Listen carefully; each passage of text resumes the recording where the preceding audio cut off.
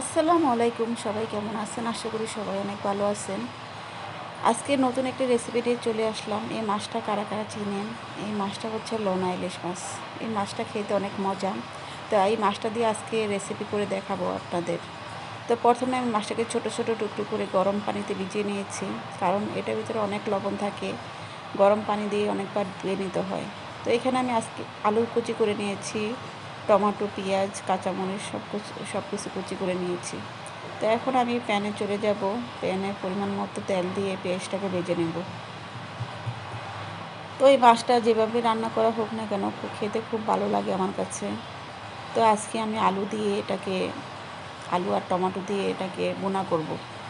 তো এদিকে আমার পেঁয়াজটা ভাজা হয়ে গেছে। এখন আমি সবগুলো মশলা দিয়ে দিব। এই মশলার ভিতরে ছিল হলুদের গুঁড়া, মরিচের গুঁড়া আর হচ্ছে জিরার গুঁড়া, দিয়ে এটাকে কষিয়ে নেব। তো কষানো হয়ে গেলে এখানে টমেটো কুচি দিয়ে দিলাম একটা, দিয়ে মশলার সাথে ভালোভাবে মিশিয়ে নেব টমেটোটা নরম হওয়া পর্যন্ত। এখন দিয়ে দেব ধুয়ে রাখা সেই লোনা ইলিশ মাছটা।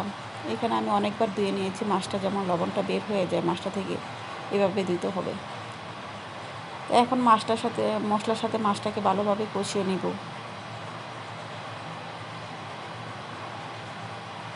তো এদিকে আমার মাছটা ভেজে নেওয়া হয়ে গেছে। এখন আমি আলু কুচি দিয়ে দিব।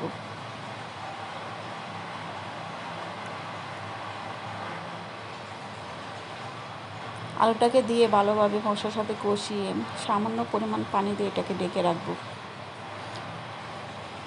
তো 10 মিনিট পর ফিরে আসলাম। আমার পানিটা শুকিয়ে গেছে। এখন আরেকটু শুকিয়ে গেলে নামিয়ে নিব। তো আমরা এখানে ধনেপাতা ছিল না, তার জন্য দিতে পারি নাই। ধনেপাতা থাকলে ধনেপাতা দিয়ে তারপর নামিয়ে নেবেন। তো আমার মাছটা রেডি, এখন আমি নামিয়ে নেব।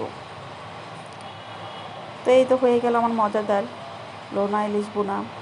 তো রেসিপিটা বন্ধুরা কেমন লাগলো জানাবেন। যদি ভালো লেগে থাকে সাবস্ক্রাইব করবেন এবং লাইক কমেন্ট করবেন। আল্লাহ হাফেজ।